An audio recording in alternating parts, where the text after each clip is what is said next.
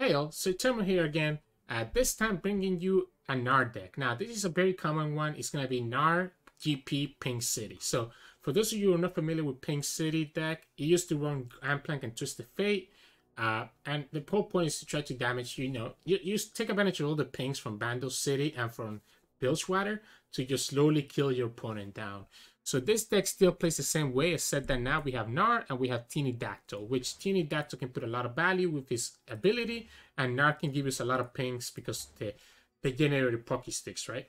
The rest of the deck is pretty much the same. So you're running your triple Corsair, your triple Chemist. They tend to be really good one-drops units that you can play on the field and start doing some damage to the opponent.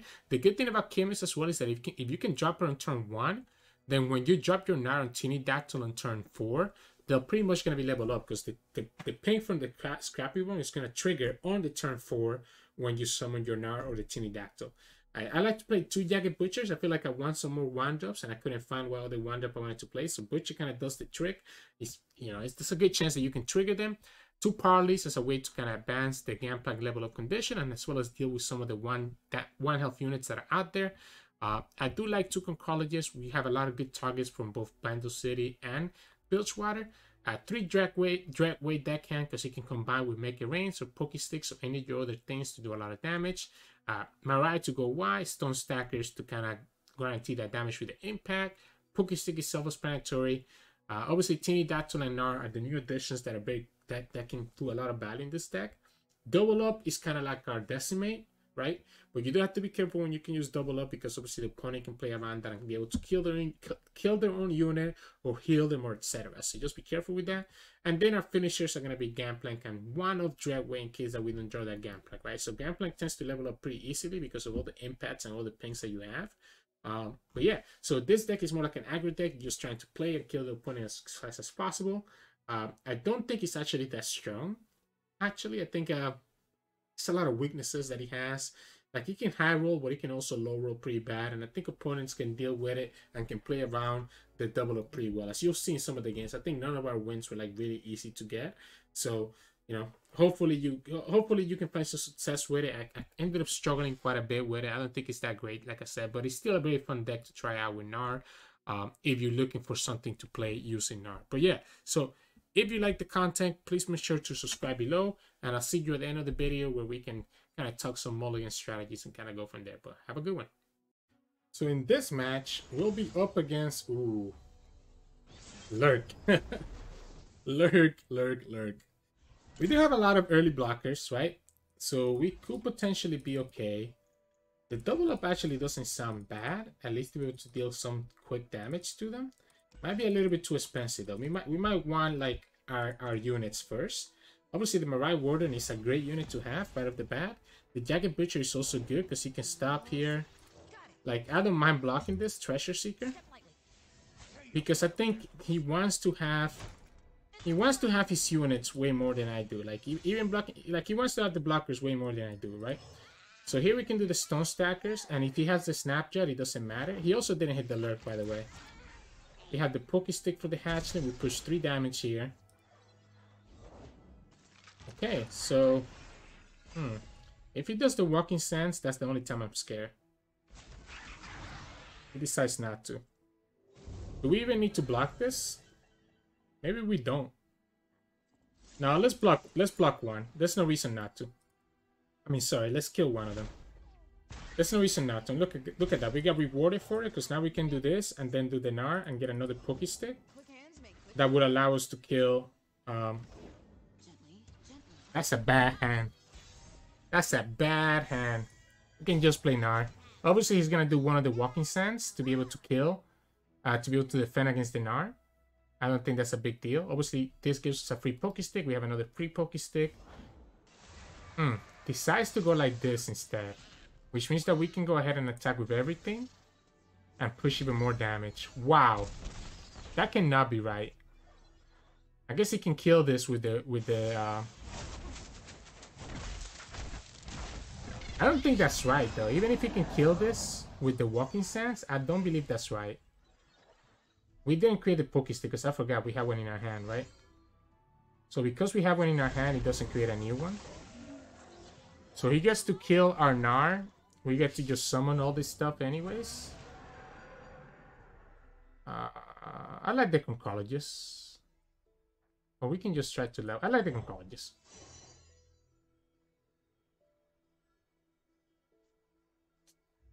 None of these are great. Guess, yeah, Sleight of Hand is not great. This is the best one. This is the best one. Yeah, you kill the Gnar. Be my guess. We go like this. We kill here. We kill.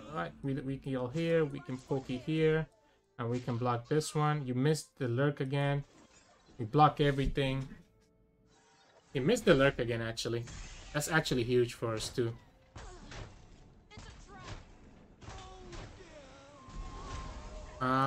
Question is it GP right now, or is it the second?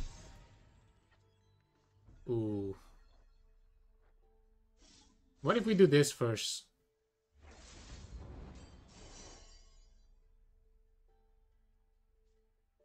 I love the Shadow Walker.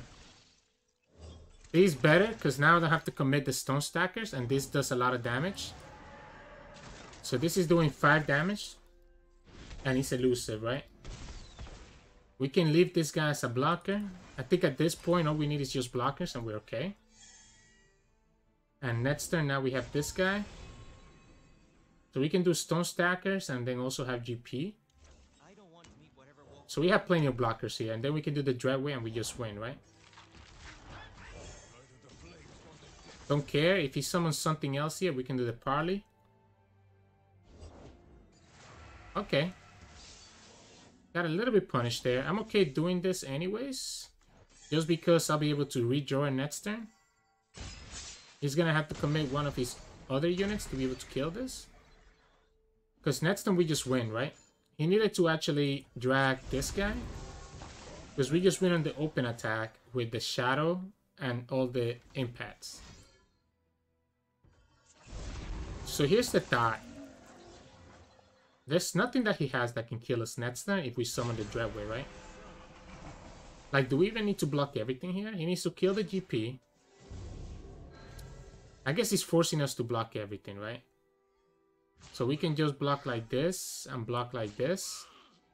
If he has exactly Pike, then we actually do end up not winning this. So, okay, so he didn't get the Pike. If he had the Pike, he could have just piked on this guy. And we actually would have been in a lot of trouble. So maybe it was better to just stay at 1, right? Because he hit the Lurk, so it was actually better for us not to block and just stay at 1. Because it meant that the guy made a guarantee. But yeah, GG's. So in this matchup, we'll be going up against Scouts. Ooh, Ormeister too. He's a great player. Can we outvalue Scouts?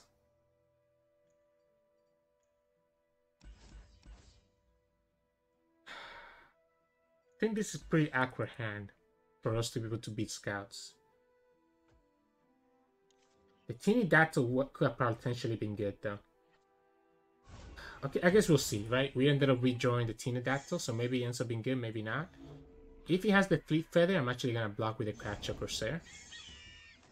So I do think this trade is always worth it. I think I value his Fleet Feather more than I value my Corsair.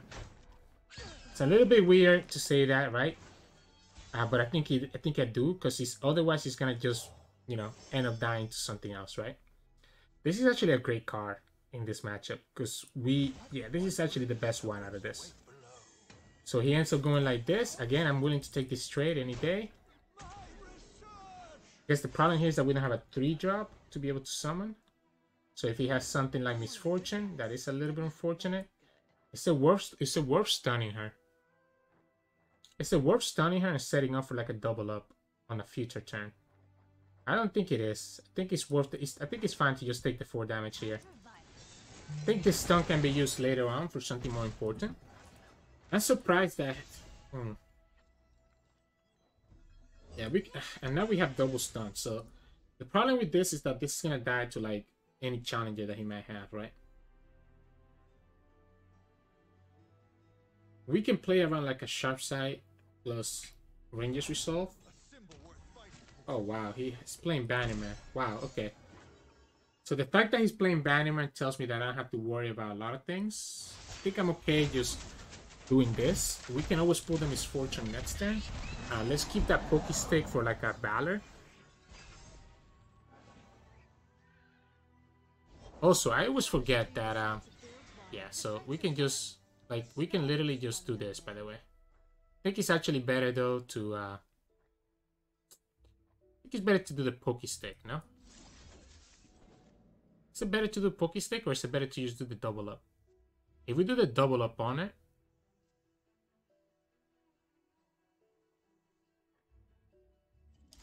I think it's fine to do this.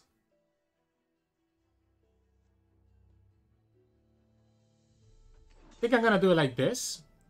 This stops him from getting the Scout attack, and if he wants to attack, he's gonna have to sacrifice his Misfortune. We actually shouldn't have sent the Gnar back though, right? Because now if we sacrifice our Gnar here, we lose our Gnar, and we just send the other one back. And he shouldn't care about doing this, because he knows that he has, like, he doesn't care about doing, like, sacrificing his Misfortune, right? He shouldn't care about sacrificing his Misfortune. And then we lose the Gnar anyways. Which the Gnar is too free value for us to not get it. I think we actually need to commit the stun because we messed up. So again, we'll go after the Misfortune. We can push some damage here. Throwing out that second Gnar was a mistake from us. We can get punished here by a couple things. So we can get punished here by a couple things, right? Like repose. I guess we can just do the double up if he has a repose. I'm gonna do the Teenydactyl. It's gonna be a great blocker versus his units. And he's gonna slowly chip away his damage, right? Is it worth it?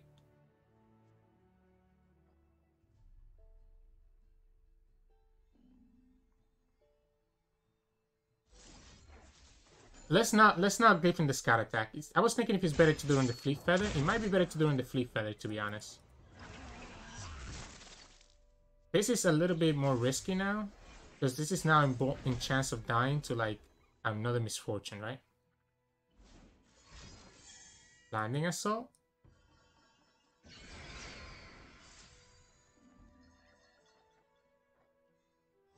Let's do this. That's not it. Let's wait. Let's wait first and see what he does. Because we have the double up, right?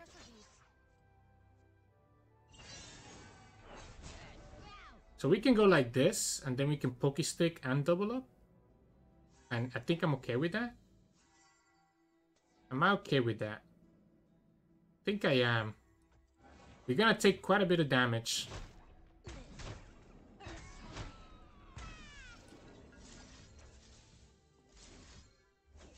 So we can do it like this, forcing to have to drag with the Fleet Feather. We're gonna take 8 damage. He goes down to 6. We draw a card. We can do the Dragway, or we can just do the GP. The problem is the GP is not leveled up just yet, right? So we're down to 8. We're down to 7. He still has 2 cards in his hand. And we just draw the top deck, right? So we're Gag Gamers, so we end up drawing the Gnar anyways. So we end up getting saved by our own misplace. Okay. Maybe not saved just yet. Because now he can just do that. I'm gonna put this on the field so that he has to be forced to, like, drag it. I'm definitely gonna be willing to just block with one of the Gnars, by the way. So we're gonna block like this. But then if we block like this, we just lose, right? If we block like this, we just lose to the open. If we block like this, we still lose on the open attack from him. We have no choice. So he ended up having just what he needed. That's literally just enough damage for him to do what he needed. Because now we don't have a blocker for the attacker, and there's no way that there's nothing that we can top deck that will stop this. Yeah, the double up doesn't do it. Unfortunate. He played it well. I think we misplayed. We misplayed by sending back that second Gnar, right? If we kept that second Gnar, we could have been sacrificed that Gnar into the misfortune and not had a problem with it and just replay the Gnar. But yeah, GG's. So in this matchup, we'll be going against Yuumi Pantheon. So obviously this deck is trying to do like go super wide. I mean, sorry, not super wide. The opposite of super wide, right? I like the fact that he doesn't have his GP a little bit greedy. No, I think GP is greedy. I think we need to go wide. I like the Corsair into Stone Stackers and potentially set up a Butcher in a following turn. And the Chemist is even better probably, right? Yeah, Chemist is even better because Chemist now makes it so that he cannot attack right here. Because obviously with the Corsair he would have been able to attack. I think we still play the Stone Stackers. We have also gone Corsair and Jagged Butcher. If he has like a, I guess if he has like a Guiding Touch, then he's not healing with that, right? If he does Spell Cascade, he's not healing with that. So I'm okay with anything here. Pale or Guiding Touch. I'm okay with those two. We have a Poke Stick to kill the Chemist. I don't think it's gonna make that much of a difference though. Wow, he ends up taking the 5 damage. Wow. Yeah, that means that was a little bit awkward for him to figure out as well. Corsair, maybe even Butcher and just go super wide. Even if the Butcher is not triggered, I think it's better. Because we have a super wide board. Especially if he does Yuumi right here, then he loses the game. Because we know... Oh yeah, he lost the game. So I think that's a mistake from the opponent. So he's going to be taking a lot of damage next turn. And he's not going to have a way to heal it up. Problem is that we are kind of short on resources, right? So yeah, we're gonna go super wide here. But like, how close are we to just running out of resources? So yeah, I mean, and he doesn't even block the Corsair. So that means the Corsair still stay on the field. We're able to just do it like this. We even get a Jagged Butcher that's gonna be activated now. And we still have a super wide board that he has to deal with. Now, if he has Zenith Blade, there you go. And then has the Papercraft Dragon, then maybe that's his way out, right? But he needs to have exactly that combination of cards to be able to win. The fact that he did the Librarian here tells me that maybe he doesn't.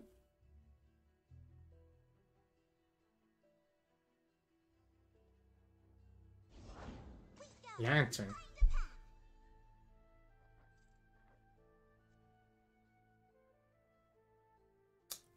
We could do the double up on the assistant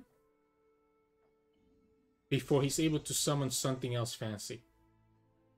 I don't think I mind this. I'm gonna do the double up on the assistant right now. I don't think this is ever gonna be a good target for it. Okay, that's game. I guess the Paper Dragon, nah. Yeah, so if he had Pale Cascade there, or a way to give payday to the assistant, that could have been like a mistake. But based on the way that he was playing, I was just assuming that he doesn't. Even if he had the Pale, even if he had like the Pale, we could have like, you know, I don't know. If he had the Pale, I guess that would have been like a very big mistake. But if he has the Pale there, he's not committing anything else to kill us that turn, and then we still just win next turn, right? So yeah, GG's. So in this matchup, we'll be going up against, Targon's Peak, right? Targon's Peak. Huh, how do we stop this? I guess we kind of just have to play our early, right? Our early stuff. No, the double up has to be wrong. I think we need to just kind of go wide as soon as we can. Obviously, we got to play around the freaking avalanches as much as we can. I don't know if there's a way that we can avoid it though, right? So I like doing the Corsair and I like doing the Dreadweight deckhand instead of doing the Butcher and potentially save the Butcher for later. Okay, so ends up getting destroyed. We don't have the Poke Stick. I think I'm okay with that though. Then we'll go ahead and kind of just do the Dreadweight deckhand and kind of go like that. Yeah, because this is gonna push a little bit more damage, especially if he doesn't block with the Soy. And if he blocks with the Faces of the Old Ones, then now he's gonna be Potentially losing this one to just a Poke Stick, or if we draw Make It Rain, like if we draw Make It Rain, that's like the nicest Make It Rain ever. Fortunately, we don't draw it, right? So never lucky, right? So now he gets to potentially stun us next turn, which is gonna be a big deal. He's just gonna keep. Oof. He potentially gets to stun us next turn. Now we get to Make It Rain a little bit too late. We could literally stop so much if we got it last turn. Still go ahead and attack with the Dragway Deckhand, even if he, like, we just attack with the Crusade, even if he stuns, right? Okay, we just attack with everything, I guess. It's a lot of damage that you're taking if you don't block. Besides, if he blocks like this, then we set up the Make It Rain, and we can just save the Poke Stick for next turn. Yeah, I was gonna say, if you're gonna just give up this one, you might as well do it like this. Here we can do the Make It Rain, getting rid of all his ramp. I guess not all his ramp. So we get rid at least of 2 of his ramps. So he's still not gonna be close enough to do like the things that he wants to do. Next time we can do Poke Stick and then Teenydactyl and the Butcher. I guess not both. We don't have enough mana for both, so we can just do Poke Stick and then Teenydactyl. It's probably better than trying to do the Butcher. Unless we get like a hand that can go wide. Yeah, it's just gonna be Poke Stick and the Teenydactyl then. I still think it's worth it to do the Teenydactyl even through the Bradley Ravine. It's gonna start putting a lot of pressure on the opponent. The good thing is that we can also just do the Jagged Butcher. Because the Teenydactyl means that we open up the plunder right off the bat, right? So we can do the Jagged Butcher, we can do the Stone Stackers, and we can do the Crackshot Corsair. Alright. He needs to have another one of those to really make it efficient. I guess he could have... No, it doesn't have it. Alright. Then we just attack with everything here. He goes down to 4. Teenydactyl dying, I guess, kinda is like a big deal. He's gonna have 8 mana, so he could have 8 that stairs next turn. Oh, just another Catalyst of Aeons. Okay. He doesn't have enough mana for... Doesn't have enough mana for the Field of Rush yet, right? You can go ahead and just do this, and then that will trigger a Teenydactyl. That takes him down to 3 HP. So now our Gnar is leveled up, our Teenydactyl is about to level up again, and single Avalanche doesn't kill us. But yeah, GG's. You just gotta go faster than them. So in this matchup, we'll be going up against, Galio Yuumi. Interesting. It sounds... So I need to be careful with the 2-drop, the 2-drop Challenger. That's the scary part about this deck, right? We want probably some 1-drops. I'm okay keeping this combo. Oh, okay. Maybe we get a little bit punished for keeping that combo. Double Gnar is now the worst. Yeah, there you go. Exercise Hound. So the 2-drop is the scary one though, the Challenger one. So we just need to be very careful about that one. I do like setting up the double Dragway hand and Make It Rains. Hey, I mean, sure. We just kill you with Make It Rain next turn, right? As long as you will need to have something else to survive this. We have Make It Rain and Poke Stick now, so actually it's probably better to not do the second deckhand. It's probably better to just save it as a backup to the Poke Stick. Now, if he has the Shield Duran, the Shield Duran only gives him 3, so we can still do, if we do the second Dragway, we can still do Make It Rains. Okay, the tough is a big deal. Tough is a big deal. Let's do it like this. This will get through some of the tough damage and bring him down to 1 anyways. Now he just needs to target the powder keg though. He doesn't need to do anything else aside from that. Cool. You do it like this, I'm okay with this. Alright, let's hit it. Oh, there we go. Perfect. Perfect Make It Rain. Perfect Make It Rain, because we didn't want to hit the Protege. We wanted to hit the Nexus, and we wanted to hit the Preticise Hound. And we ended up getting exactly what we needed. Is this a Gnar turn? I guess he has to be, right? We have 3 Gnars in our hand. That gives us access to the stun. Problem is that he's going to tell him that we have a Poke Stick in our hand. Because we're not going to create a Poke Stick. It's just going to reduce the damage of this one. But this is a hard card for the opponent to block, right? So he won't be able to really block the Gnar. Okay, cool. If he wants to block This one, I'm okay with that as well. I'm attacking with both to make sure we don't get the damage through. He's down to 11. Of course, like I said, we give him the knowledge that we have. We gave him the knowledge that we have a Poké Stick in our hand. But Gnar levels up. So that's good for us. He only has 5 mana. I guess he could summon the dragon. The dragon is a little bit annoying, but again, we do have the stun to kind of help us out a little bit.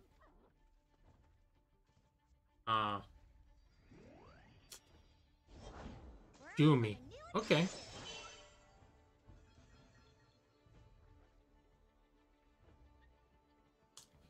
Okay. I mean, I'm okay with the Yuumi, I think.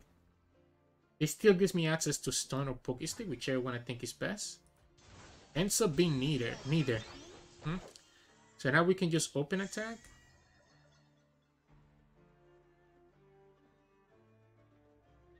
I like doing it like this, actually. Because if he tries to do something with the sculpture, we have the stun to be able to stun it. So this pushes the 4 damage. There it is. Okay, that's a little bit annoying, right? So he's gonna do the single combat no matter what. Sure. We can resummon Gnar right here. We have Poké Stick, right?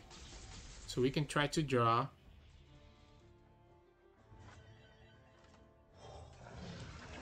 We have a third Gnar in our hand. Galio's a little bit annoying, but not too annoying.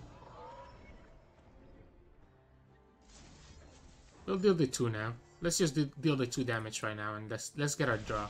Let's be mana efficient, right? Again, we do have the stun to be able to protect against some of that stuff. I'm gonna go ahead and put the Corsair down. Again, being mana efficient, because I don't care what he does. I'm probably gonna always stun no matter what he does, right? We do have the Dragway as well, so he's probably gonna drag this girl. He can also drag the Gnar technically and kill it, especially now. So we're definitely gonna do the stun no matter what, right? So we can just do the Poké, get him down even lower. If he tries to go after Gnar, that's okay with us, because we have the Corsairs to finish up the game. He decides to do it. Is it better to let this Gnar die? I think it is. I actually think it's better to let this Gnar die instead of stunning. Because we have another Gnar in our hand anyways. And then we can do the Cratcha Corsair. And that's a guaranteed 2 damage plus whatever Gnar is going to be. And we can drag any of these cards away from us. I guess if he has like a single combat, that's a little bit annoying. Because he can single combat the Gnar. And you know, with the Galio. I guess here's the question. No, I think we need to just open. I was gonna say is the question to oh, I guess we can't drag any of them, huh? So we just open attack with everything. We do have the double ups. I was thinking if it was better to develop the Dragway. I don't think it was. I think it's always better to open attack. And now we also have the double up to. Oh wow, he survives actually. So he actually survives because of that. He actually survives. That's actually nuts. Ooh. I think I'm okay with this. Gnar is still alive. He loses his Petrus, his wing. We can literally kill this if we need to. Guess he can do it on that card. We'll just do the Dragway so that our double ups can do even more damage. We have 12 mana next turn, so we can do 2 double ups.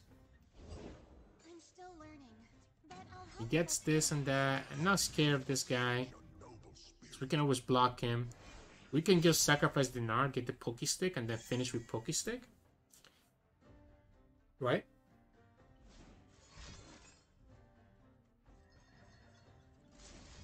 I'm gonna do this. I'm just gonna do this right now. Let's see what he has.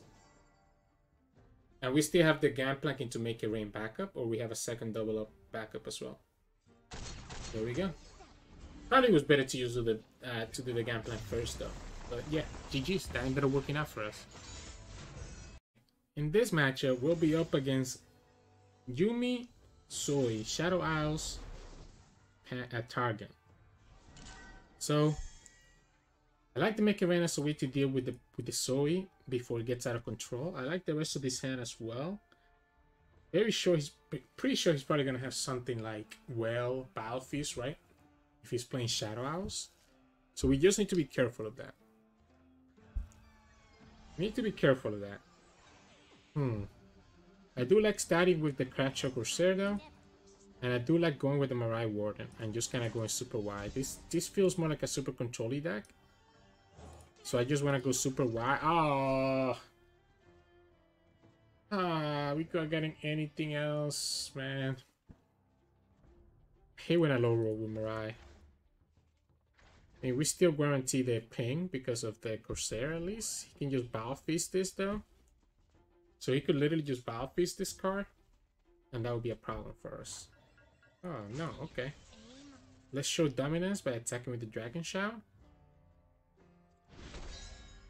Alright, I mean, I'll take the 4 damage. I don't mind. We can make it rain if we need to. And trigger the Plunder for the Jagged Butcher. Ooh, no.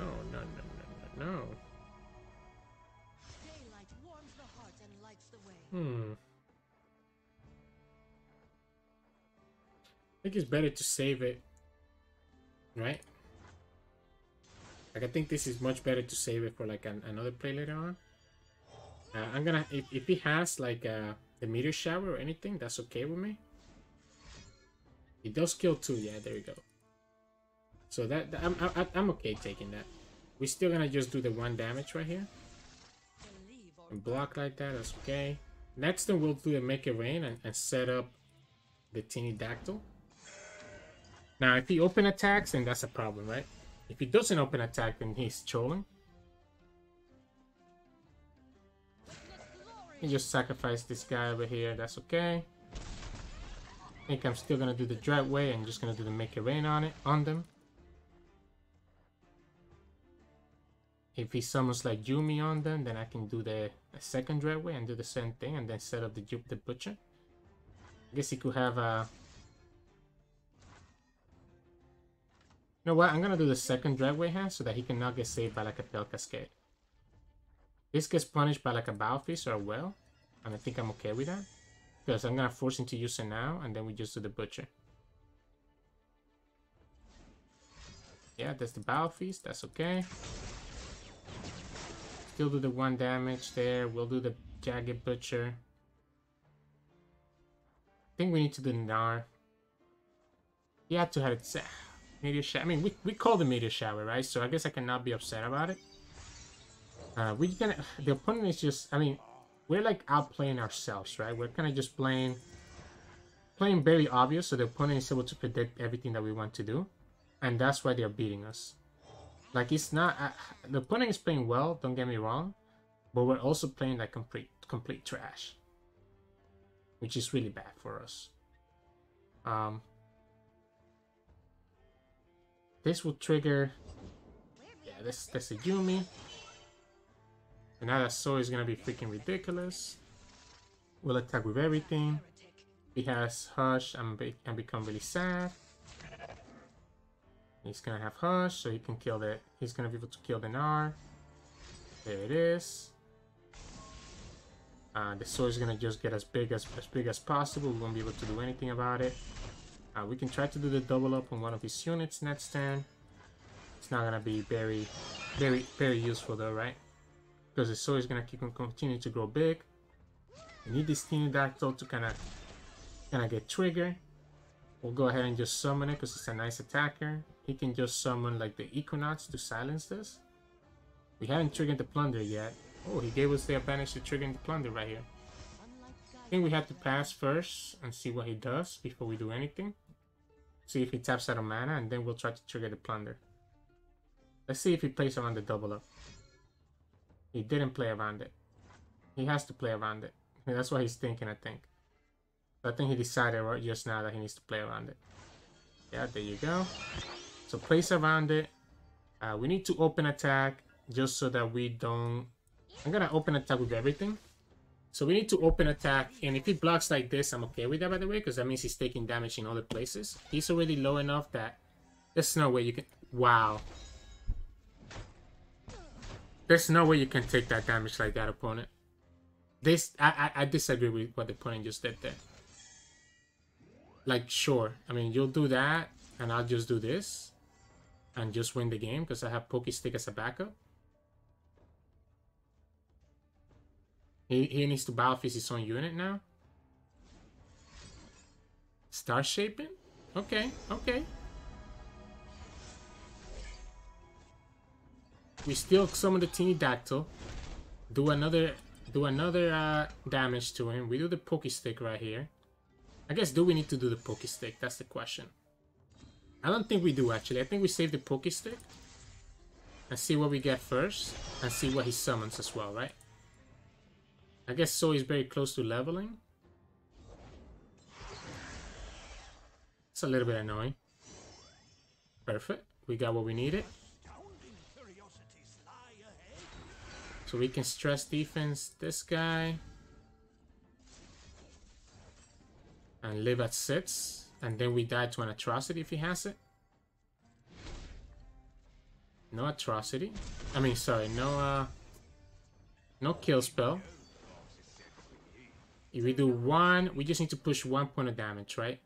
So if we had like a Pokestick, we could have 1. But we didn't get the Pokestick. So now he could get anything here and be able to win. He dies to the impact, so if he has atrocity, he needs to do the atrocity right away, right? Because we can just open attack. We're wider than him, even if he gets the snake right here. We're wider than him by 1. We also have the impact, and the pterodactyl skills, like triggers at the beginning of the turn, right? Oh. Okay, Space is catcher. Okay, so now if he gets the snake, now it's a little bit annoying, right? Because the snake will allow him to be able to have enough blockers. He got rid of the vengeance. So he got rid of the vengeance. So now we're just playing around having... Wow. I like the stone stackers. I like the stone stackers because now he dies to impact damage twice. So he needs to deal with both of these. If he doesn't kill the pterodactyl, he just dies on the attack. We're also wider than him, right?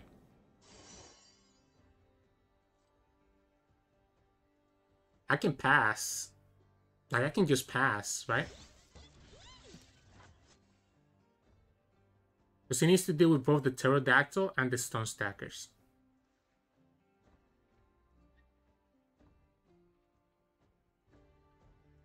We could probably attack with the stone stackers, though, no? Because now you can literally stun both. Opponent, I have no cards in my hand. Whatever you want to do, you need to do it now. Yeah, there you go. Like, I literally have no cards. We knew you had Atrocity. Like, I don't know why slow play like that. Like, Atrocity, like, we have no cards, so GG's. So in this matchup, we'll be going up against... Ooh, Yuumi, Gnar, Freljord, Bando City. Wonder what the opponent is playing. I wonder if we need the Pokesticks. I don't know if we do. I think we need to just kind of go wide. Ooh, this is kind of like an interesting... Having 2 Gnars is not bad, actually. It's a great... It is a great spell to, like, manifest or get from Gnar. Because, you know, it's something that the opponent is usually not going to play around. I don't think it's a good spell to main deck, but I think it's a great spell to just have there, like, as a bonus, right? Which is why the Gnar spell ends up becoming so good. So here we can try to go wide with the Mirai Warden and kind of see how that goes. Double Mirai is not the greatest. I guess it's okay, though. I guess it's going to depend on whatever the opponent is playing. Huh. The flight is not bad either. Oh, I know what he's playing now. He's gonna put the Yuumi on the Ruthless Raider. Oh, he doesn't. So does that mean that he doesn't have a Yuumi then? I feel like if you had the Yuumi, you always put it there, no? Let's do the Chemist then. And then we can do the Mirai Warden. We can do the Gnar, I think, right? I think Gnar is fine. Gnar is presenting a lot of damage. He can go ahead and do that. That's okay. He will get the free Poke Stick, but we will be able to just kill this Gnar right here with the parley. Yeah, so he's gonna commit this. And he's gonna think that he's gonna get us. But we do play parley, so because he blocked the 2-1 instead of blocking the 1-1, he ended up just losing. And that's the game for him right there. But yeah, GG's. Welcome back, everybody. Hope you enjoyed those games. As you saw, that the deck can be strong, but it can also be weak at times. So I'm still trying to see if it's actually gonna find a place in the meta. I think there might be other decks that are better off for Gnar and the Teenydactyl than Pink City. We'll kind of have to see. It's really gonna depend on how the meta shapes out. But yeah, hope you enjoyed those games. I think the way that you want to mulligan, obviously you want to keep some of your 1-drops, some of your 2-drops if you want to go wide, like if you're going against someone like Pantheon, and then you can try to slowly build up to like having Gnar or Teenydactyl down in the field to kind of do that constant pressure that you can do with them. But yeah, so again, if you enjoy the content, please remember to subscribe below. It will help me out a lot. I also stream on Twitch at Twitch Sirturmund, where you can catch us about 3 to 4 times a week. I also have a Discord group. If you can check that out in the links below in the description. And yeah, I'll be back tomorrow with another video showing a different champion of the new expansion. So hope you have a good one. I'll see you all next time.